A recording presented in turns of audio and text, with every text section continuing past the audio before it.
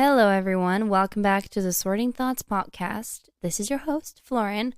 I hope you guys are doing okay. Sorry for being MIA for the last few weeks. I have been sick, which ended up in me not having a voice anymore, so I couldn't talk without coughing. And I also, my voice was completely gone.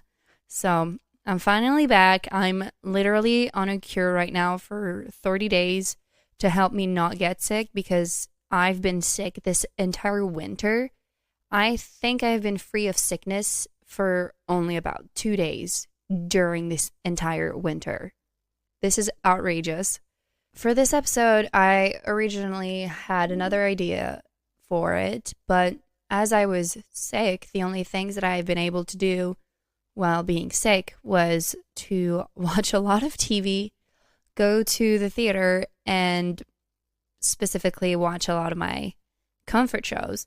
So I thought I would talk about those today, talk to you about all of my different comfort shows because there are so many, but also why. And yeah, so if you're interested in that, then let's get into it.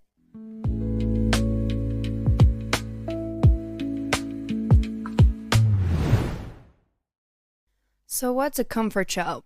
If you are not familiar with the term comfort show or comfort movie, it's literally a film or a TV show that you can watch over and over and over again without ever getting tired of it. And it really brings you comfort, brings you joy. It's like a hug when you're watching them. Like you feel in your very cloudy, comfortable zone, if that makes sense. This is how I see it. It's like whenever I'm watching one of my comfort shows, the show is literally as if I am laying in bed, surrounded by blankets and the best pillows in the entire world, with my stuffed animal and being warm. And so sometimes the only way to bring my mood up would be to watch a familiar TV show or a familiar movie of mine. And so at first, during the first part of the winter where I was sick, I used to watch a lot of Criminal Minds. And it's sort of crazy to have Criminal Minds as a comfort show because Criminal Minds, if you're not familiar with this TV show, is a police series, but it's a specific police. It's a specific part of the FBI. They are forensic scientists who are behavior experts, and they will analyze the killer's motive, how they kill their victims, and predict the killer's next move, depending on all of that. It's really dark and twisted and psychological, but that is something that is so fascinating to me. Like how one person's childhood will later impact them in life, how that will impact them to cross that line where they will commit a felony, a murder. And the fact that they were able to literally predict the killer's next move based on so many different things is so surreal to me. And as a person that is very anxious, and as a person who always takes a moment to analyze the situation they're in or analyze any kind of person that is in front of them before opening up, it's really comforting to see. It's crazy to say that. It's really comforting to see that there are other people out there who do this and that are professionals at analyzing people.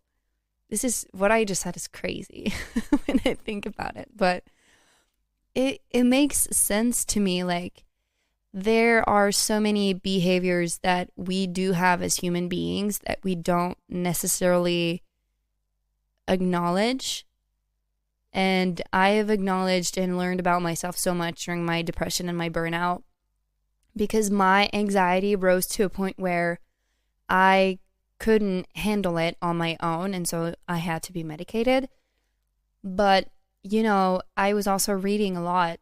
I am still reading a lot, but I was reading a lot of books where I could identify myself to the character. And there's this specific book, I think it was by Hannah Grace, and it was the third one.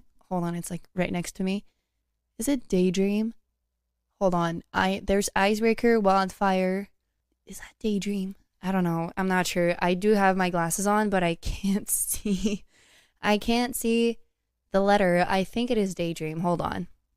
Yes, it is. Just looked it up on the internet, even though it's like less than a feet away from me, but I can't see. It is Daydream by Hannah Grace, and the main character, Haley, is the first born daughter, which means that for the parents, she's the experience. And, as the firstborn kid, you're never taught to say no. And then when the second one is born, you have to take responsibilities in the house. You have to help your parents. You don't really have a choice. Like, all of a sudden, your childhood sort of stops.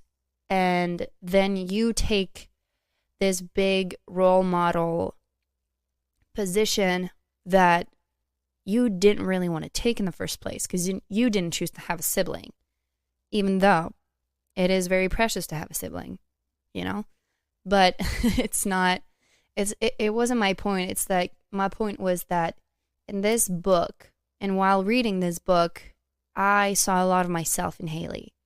And I saw a lot of myself in Haley as I am a firstborn. And she's very anxious, and she talks about a few things, like a few behaviors that she learned while growing up, and that those behaviors sort of became how she survived in her family, how she survived with so much pressure at such a young age, and how she did a lot of things for her family instead of herself. And that's where it was triggering for me, because I was at a very low point at that point when I was reading this book. And I was like, whoa, this is hitting a little too close to home. You know what I mean? It's like, hold on. So I didn't appreciate this book as much as the others, because it was too close to me. I could identify myself a little too much, in my opinion. And, when you have to go into adulthood and choose your life, you're like, okay, what do I do now? I have to choose a path for myself, which I have been doing so far, but not entirely for myself. Like, there's a big part of it that's like, I want to make my parents content. And so, me in this position of having to grow up, having to have, like, real life adulthood responsibilities, my anxiety grew. My anxiety grew, and some of the behaviors that I didn't notice I was doing was that whenever I step into a room, my spot will be depending on where the door is, where the exit is. And, let's say I'm in a theater room. My seat will never be the first one you will see that's like right next to the doors. It will never be towards the end where there's no way to escape. But it will be somehow in the middle part where if someone was to enter the theater and commit murder or an assault, I will not be at the front line of that person. Like, I will not be the first person that this person sees. I will be like probably between like 13 to 15, maybe. So that will give me a chance to get out. And I had never seen it that way before. Like, at one point, I was choosing my spot in the theater when I was booking my film. And I looked at it and I was like, hold on. Why am I always choosing this sort of seats? Why am I doing that? And then I looked at it and it's like, oh, it's close to the door, but not too close that I will be the first person someone will see when they get in. I'm somewhat close to the exit sign also, but not too close to it. So that way, if someone comes in from that door, I also have my chances. And it's crazy to think about that. I do this and it's completely unconscious until I was reading that book and sort of she was putting words on certain behaviors. And I was like, hold on, do I do this? Do I do that? And I'm like, yeah, this is exactly what I do. And then I started to analyze all the spots that, I'm in when I'm in a restaurant or I'm in a cafe. Like, all of these make so much sense now. I can explain those sort of placing behaviors. And it's crazy. And this is what they do in this TV show. They analyze people's behaviors. And it's so crazy to me. It's so fascinating. Okay, they're killers, but so much of their behavior in their crime is explained. It doesn't justify the action. Absolutely not. But it explains it. It explains why they crossed that line, why they went so far. And yeah, it's just so fascinating. And I love it. I love Garcia. I love Reed. I love Rossi. I love Hotchner. I love Derek Morgan. Yeah, I love all these different characters, and some murderers in there are really interesting. Like Aubrey Plaza's character, Kat, she's so interesting and has such an obsession with Reed. I love the character of Alex Blake also. Like, they all bring different perspectives, and it's so interesting. But I really love their dynamic in a whole. Like, it's so good. I don't know how else to explain it. It used to scare me when I was little. Like, it's also a show that I would watch when I was little with my dad. We would only watch the first few episodes that, were airing around 8, 7 Central or 9, 8 Central. And the ones that came after that were a little harsher than the first two ones. And, I think we've all had that thing where, it was time for us to go to bed. You pretend you go upstairs. You stay behind. I used to stay behind the wall because I wanted to see what the next episode was. And so, I take a little peek from behind the corner that I was in. And it was the episode where someone locks people into a theater and sets it on fire. And I was a kid when I saw that. And that episode was just like, hold on, I go to the theater so much. Like, what if this happens? And, it was right around the time that someone had interrupted a screening of The Dark Knight Rises and had shot people. And I was like, okay, I'm never setting a foot ever again in a theater, because that is scary. That didn't happen. Like, I'm in the theater every other day, so I'm fine. But, there's a few episodes that are like, oof, this is really going far, and I'm a huge fan of true crime. So this is also the perfect TV show. And also, by the way, all those crazy episodes that you might be thinking about if you've ever seen Criminal Minds, they were directed by Matthew Gray Gubler, aka Spencer Reed. There's this also like crazy episode when we were in San Francisco with my family and we were completely jet lagged. And so we turned on the TV, put on Sci-Fi or another TV or another channel, whatever. And we stumbled upon Criminal Minds and I was like, okay, cool, I'm going to watch an episode. And that episode we watched with my sister.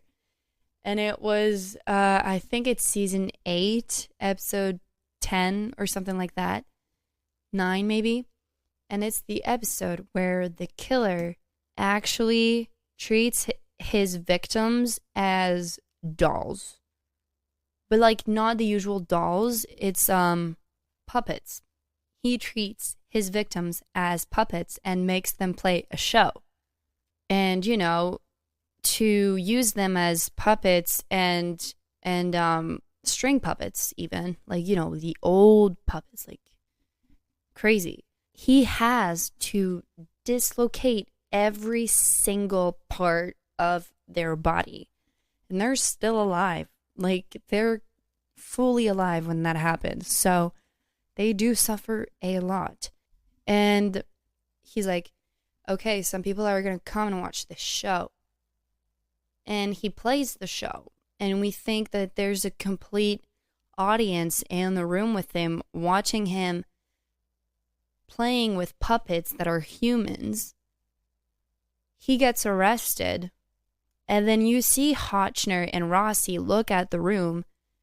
And you're like, okay, what's in this room? Like, are they judging the people that chose to attend this show? Like, yeah, I would do that too, but also they didn't know. But what we didn't know and what was played out really well is that we were actually seeing the entire point of view of the killer instead of the outside world. And so when the killer gets arrested, the point of view switches and it's Hotchner's and Rossi's point of view. And the point of view was that there was never an audience in the room. The room was not full of people. It was full of stuffed animal, puppets, dolls, anything. The guy was fucked up in the head. Like most of them are fucked up in the head. But this one, that was a really fucked up one. Highly recommend this episode. It's really interesting. Like the whole thing, how it plays out, how you switch point of views. I love Matthew Gray Gubler, but he makes really disturbing episodes. He directed some very disturbing ones. But yeah, 10 out of 10 for Criminal Minds. Love it so much. My other comfort show would be Hannah Montana. So yeah, whenever I feel sick, actually, throughout the year, I have this tendency to always watch again a Disney Channel series. So it can be Hannah Montana, That's a Raven, The Sweet Life of Zack and Cody, The Sweet Life on Deck, all the TV shows that remind me of my childhood. But my favorite one has to be Hannah Montana. It's always been. Like, this was the first TV show I think I ever watched on Disney Channel. I would always listen to the music in the car. I had Hannah Montana posters all over the walls in my room. I had the Hannah Montana doll. I also think I had a Hannah Montana tattoo machine. Yeah, I just love Hannah Montana. I love the music. It's funny. It's light. It reminds me of my childhood and all the time that I used to visit my grandparents' house because I could watch Hannah Montana only on my grandparents' house because we didn't have the channel in my parents' house. So, it was a time where I was always looking forward to go to my grandparents' house, turn on the TV, watch Disney Channel. I would always love to watch the Halloween special episodes that they would play during the day. It was so funny. I used to play games on the computer. I used to dress up Hannah. I used to play with her hair, do her makeup, all that stuff. Then the movie came out and I didn't see it in theaters. But I had a neighbor sort of hijack the DVD and he put it on a DVD-R for me so I could watch it all the time. What else did I have? I think I had the Hannah Montana sticker book where, you didn't know which sticker you were going to get. And so you had to buy a ton. I had those. There was also a Hannah Montana magazine, I think. Yeah, definitely. I was also buying lots of magazines. that had a lot of interviews from Miley Cyrus, from Emily Osment. You know, I love Hannah Montana. I don't know, it's just so comforting to me. And I'm actually rewatching that again right now because I was sort of getting out of the cold that I had like in mid January. But then last week, middle of the week, I get this aching feeling in my throat, and I'm like, oh no. Here we go again. Ugh, horrible. And so I was like, I was so sad and so pissed for being sick again because I was finally getting out of another sickness. And so I was like, let me put on some Hannah Montana. This is the only thing that's going to bring my mood up, you know? Oh, and I also had the Hannah Montana and Miley live CD, but there was also a DVD inside it where I could see the concert, and that was pretty cool. I thought that was really, really, really cool. But yeah, I'm always, laughing my ass off whenever there's a joke that involves Jackson in some way. I think the funniest one for me would be the one I think is in season 2 where Robbie Ray told Jackson to put on sunscreen because he was going to play on the beach and he was going to be playing volleyball all afternoon.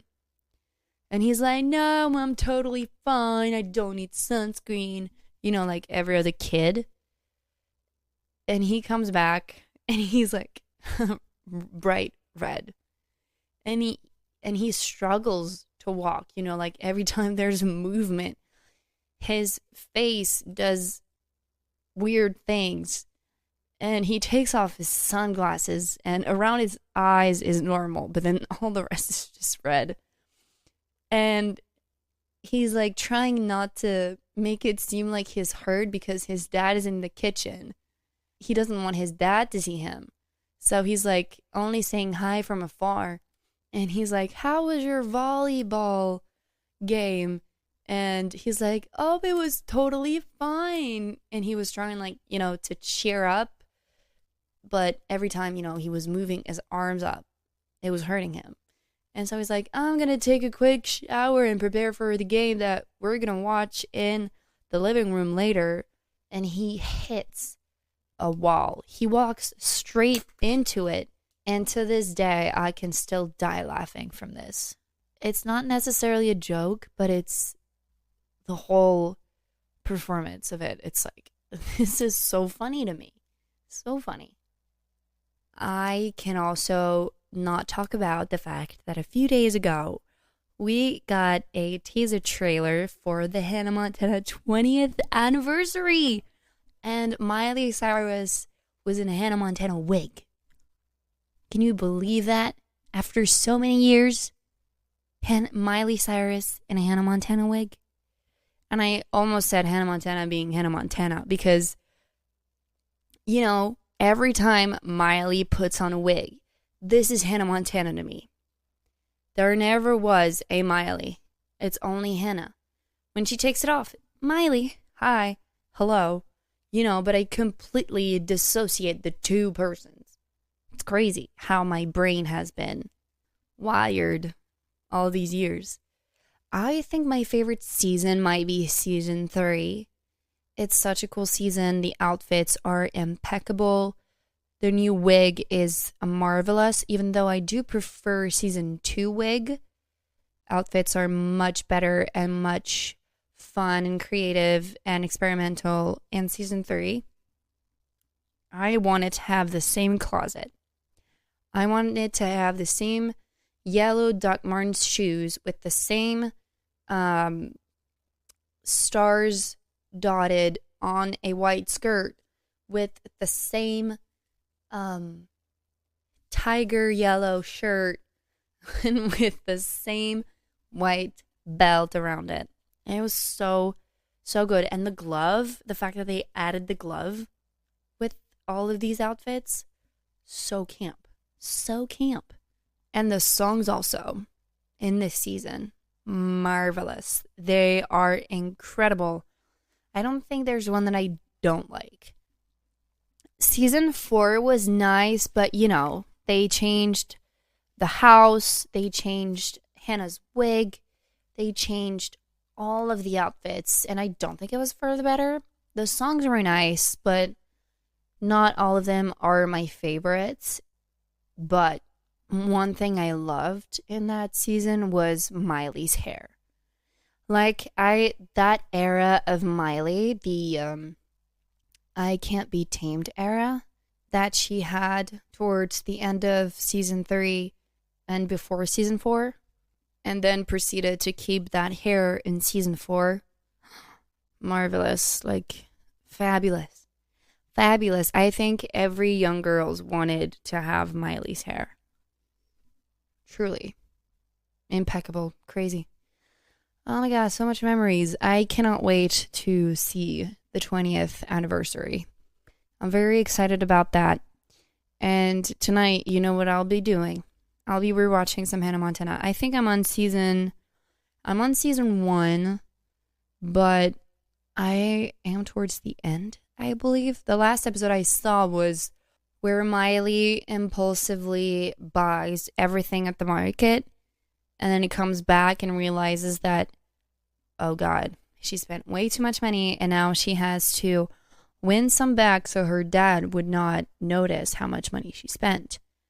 And then she ends up selling earrings to an old lady, and so they have to go see the old lady at a center for old people and then try and win back those earrings. But then it was all a masquerade because their dad completely knew.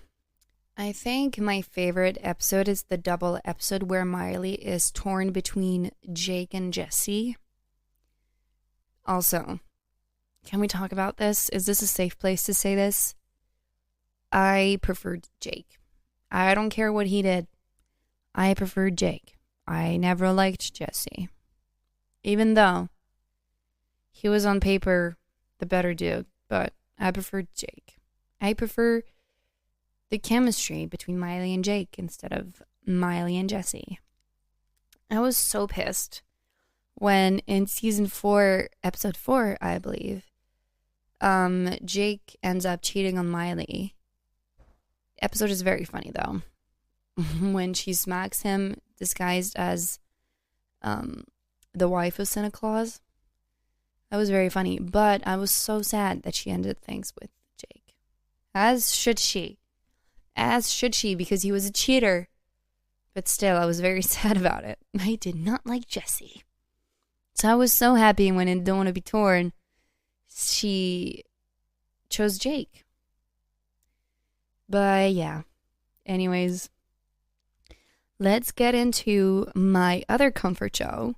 And it is, drumroll, none other than Pretty Little Liars. Why? So this show was airing when I was a teenager, and I think the mystery around who A is, a bully targeting teenagers with a disappearance on top of it amongst this very group of teenagers was really interesting when I first saw it. And then I got hooked.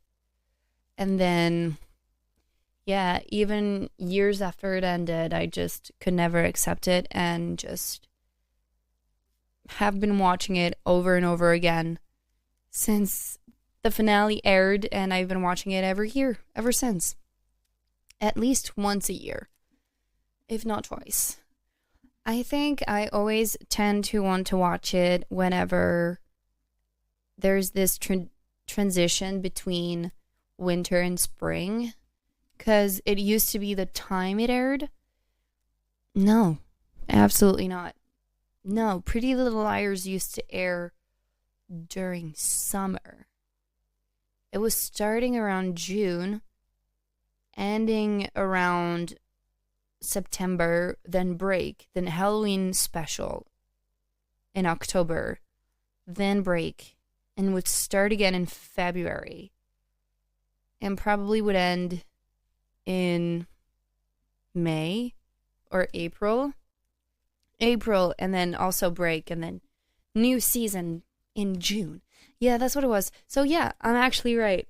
Yeah, I was so hooked with Pretty Little Liars. It's such a good show.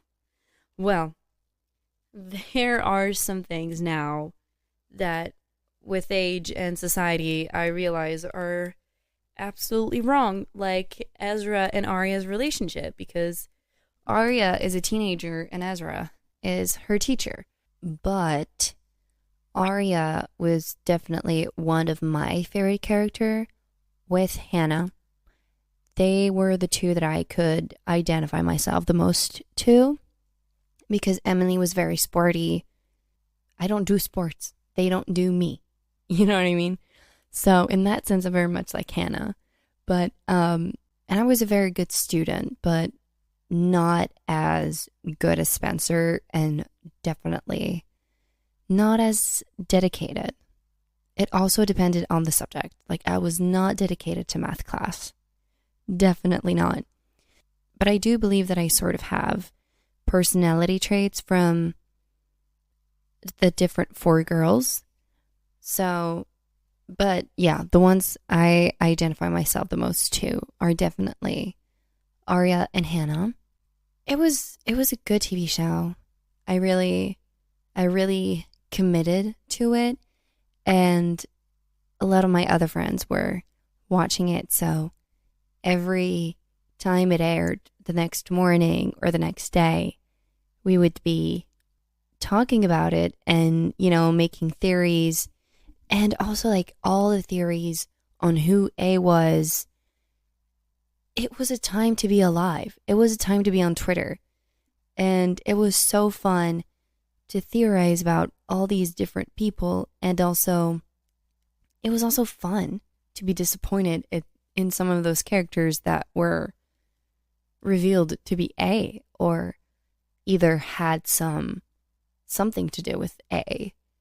And yeah, you just had to be there. The phenomenon that it was crazy. It lasted 7 seasons. I do admit that there's some storylines that were a little flat, some things that didn't make sense, like the reveal of the final A of the series that I didn't really agree with and don't really like. I think in some way I would have loved for one of the girls to be the final A, like Arya. There was so much things left as clues throughout all the seasons for Arya not to be A. But I'm also happy she wasn't, because she was one of my favorites. But the outfits also were crazy. Like, at one point, they had a collab with Aeropostale. So, like, oh my God, 2014, 2015, 2016 even, you really had to be there. Like, at Aeropostale, there was the Pretty Little Liars collection, and there was the Bethany Moda collection. Like, it was a whole thing on social media. And I'm so grateful to have experienced that era. It was so fun. It was so much fun, and it was, so freeing from the real world, where I wasn't entirely truly content. And so these TV shows specifically really helped me mentally. I think my favorite season is either season 2 or season 3. Further than that, I like the seasons, but it's not the best ones, and it might have gone a little too far for a lot of people, or not make sense, or should have stopped sooner. Depends on your opinion, but it was so good. I loved it so much, which is why I love to see it again so much. Is in a way I'm sort of reliving that era or thinking about it, and it holds a really good memory in my heart and in my head. And they don't make TV shows like that anymore. Now Netflix takes 4 years to produce a season of a series. We had 7 seasons for 7 years back to back. It was crazy. All those series that were airing at the same time. Pretty Little Liars, Glee, The Vampire Diaries, The Flash, Arrow, like all of these series, they were doing it. Like there was 25 episodes per season, specifically for Pretty Little Liars. Like 24 to 25 episodes. That was crazy. That's crazy work. My favorite episode is definitely season 2, episode 14, where the girls trick A into thinking they found something that identifies it. And it's just so spooky. And there's something else about Pretty Little Liars that, sort of freaks me out in a way. And I love that little adrenaline that I get whenever I get freaked out. The Halloween special episodes were crazy. And I remember watching the season 3, episodes 13 live. So at 2 a.m.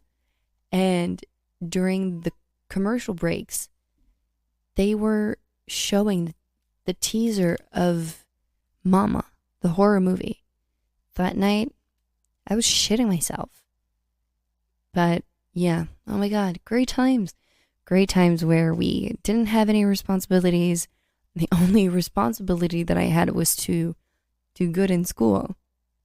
But yeah, it's like a light teenage TV show where I don't cry so much. It's good. I love it. Like I also love The Vampire Diaries. It's also one of my comfort shows, but more like I watch it every 2 years because there's always death involved and I'm too attached to the characters and I always end up crying. So I don't necessarily watch this show all the time. But Pretty Little Liars, it's like fake death.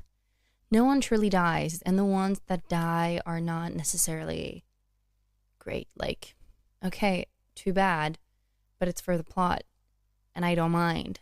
It's not as if one of the 4 girls had passed away. So yeah, it's more fun in terms of that, in that way. Then another comfort show of mine would be WandaVision, which is crazy because I just said that I don't watch The Vampire Diaries all the time because it makes me cry too much. And then I just say WandaVision.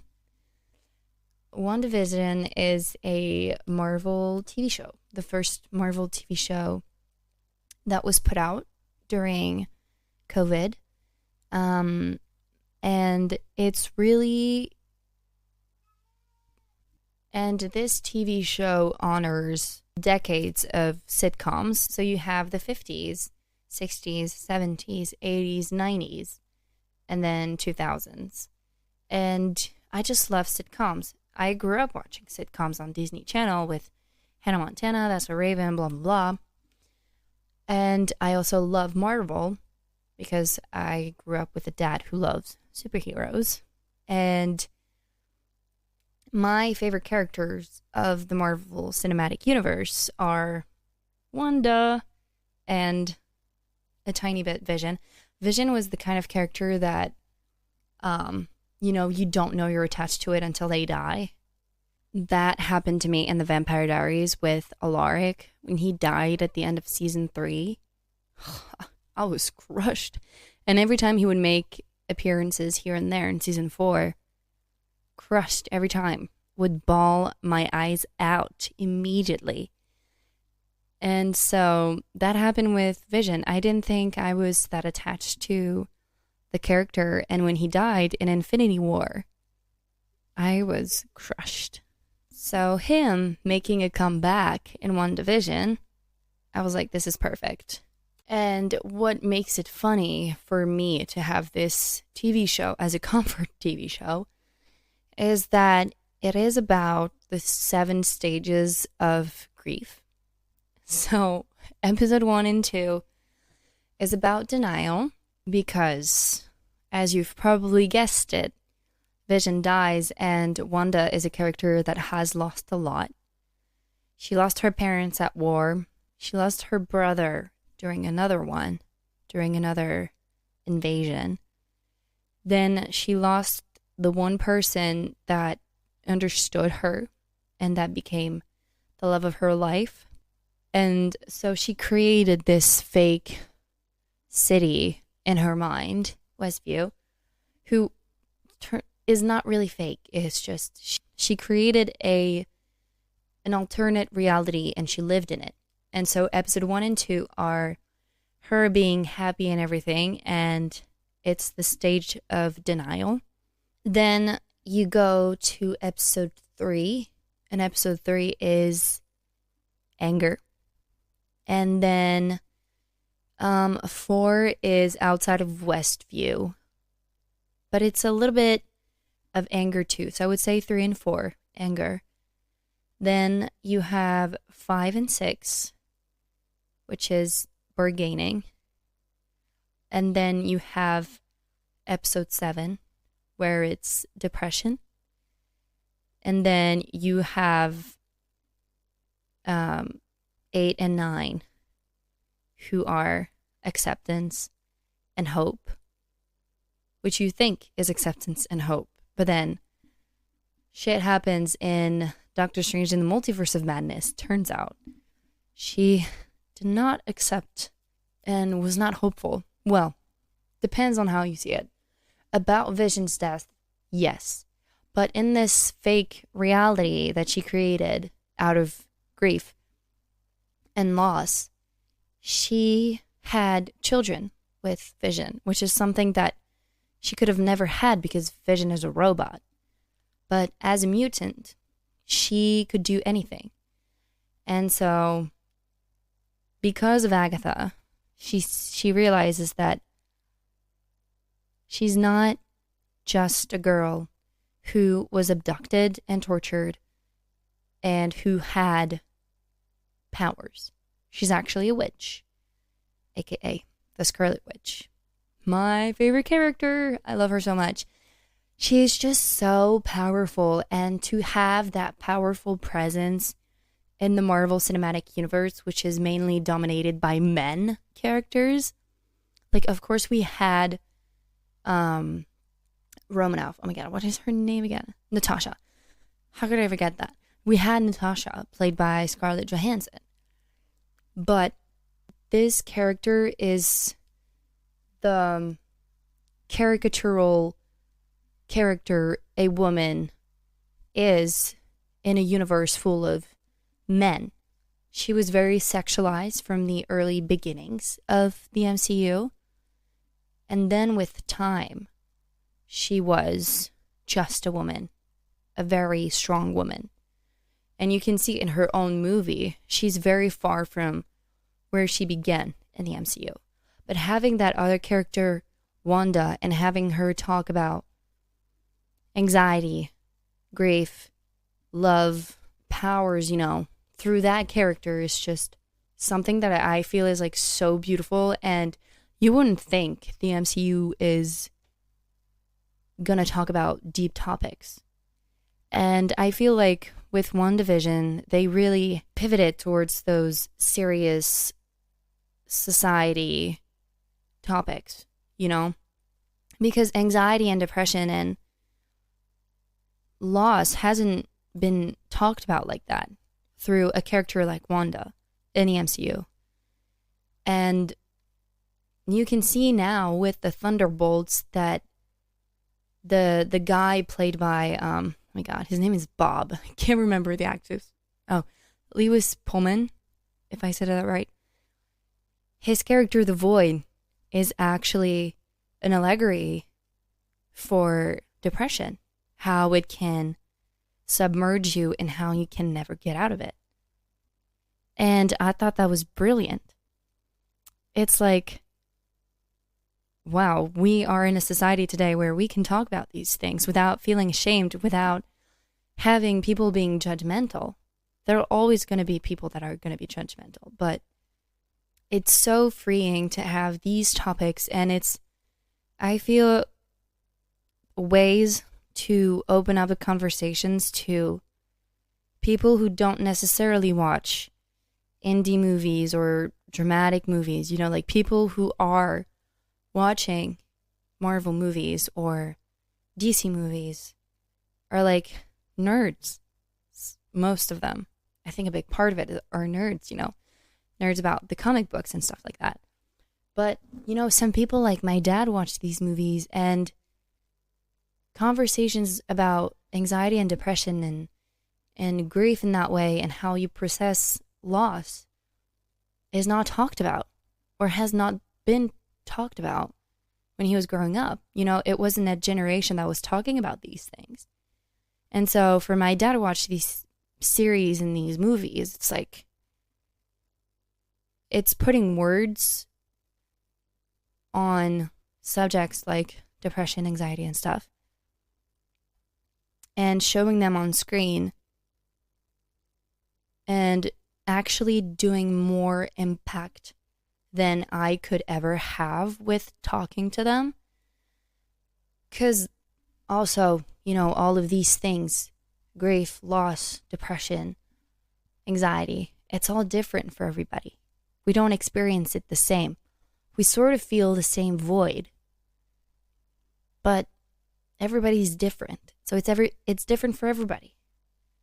And I don't know, I just feel like it's opening up the conversations to generations that weren't necessarily talking about these things when they were younger, or even now as adults. And it's also showing younger audiences that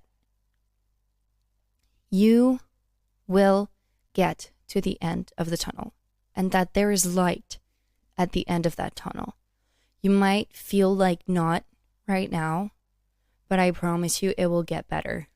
And it does get better. When you feel lonely and you feel that void, you're like, you don't have the energy to make the effort to want to live.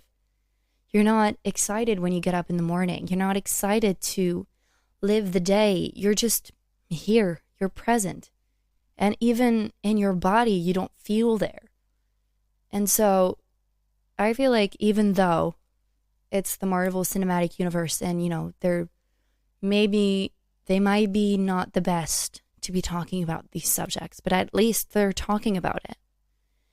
And I feel like nowadays we are sort of going backwards in society about things, about racism, about how we treat women, about political views. And I feel like even though these subjects are sort of going backwards, it's nice to have these things be going forward. But it would be great if both things would be going in the right direction. You know what I mean? Because it's a scary time. It's a scary time. And I feel like, of course, the hero, the main character, is going to feel fine at the end, like in a very short amount of time. And these things take time. But at least it's showing and it's discussing it. And that's what I love about WandaVision and these movies like The Thunderbolts, and even The Falcon and the Winter Soldier, who was mainly talking about racism and how there used to be black Captain Americas.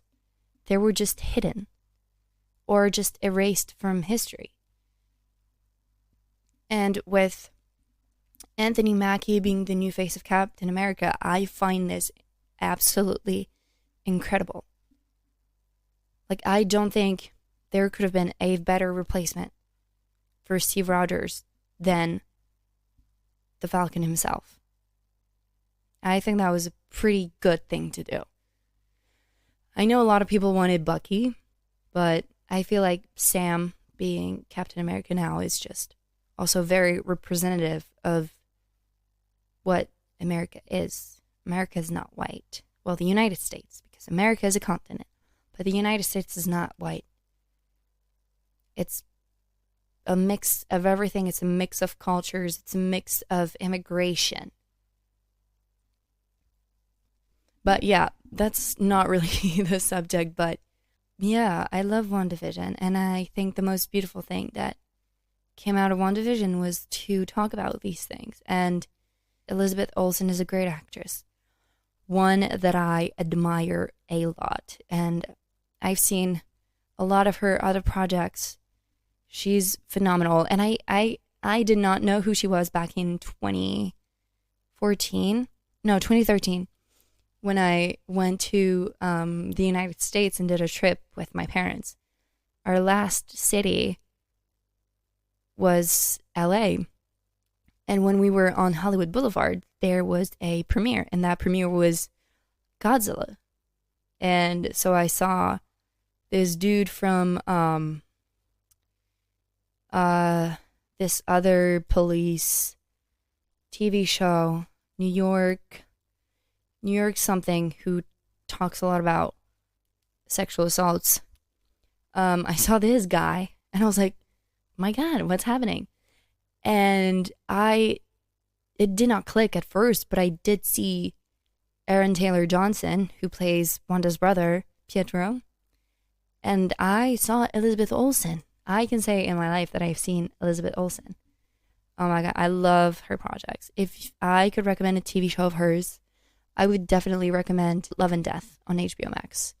Amazing. If you're a fan of true crime, you're going to love it. And she delivered a phenomenal performance. So did she in Doctor Strange and the Multiverse of Madness. Recently, she did Eternity, an A24 production with Miles Teller and Callum Turner.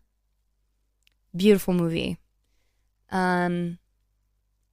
But yeah, love WandaVision. I have lots of things in my room from WandaVision. No, actually I don't. I have the Scarlet Witch Funko Pop. And I used to have a case, WandaVision. Oh, and I have stickers on my laptop. But yeah. Anyways, what I wanted to say was my favorite thing ever said in WandaVision was, what is grief if not love persevering? And I thought that was so beautiful. I'm lucky enough to not have experienced grief from a very front point of view and more from far away. But even though I haven't, I don't think there has been greater words put on grief. It's so beautiful. So, so, so beautiful. Other great things that came from WandaVision was Agatha All Along. Oh, I do have also the vinyl soundtrack of the TV show. Oh my God, it's such great songs.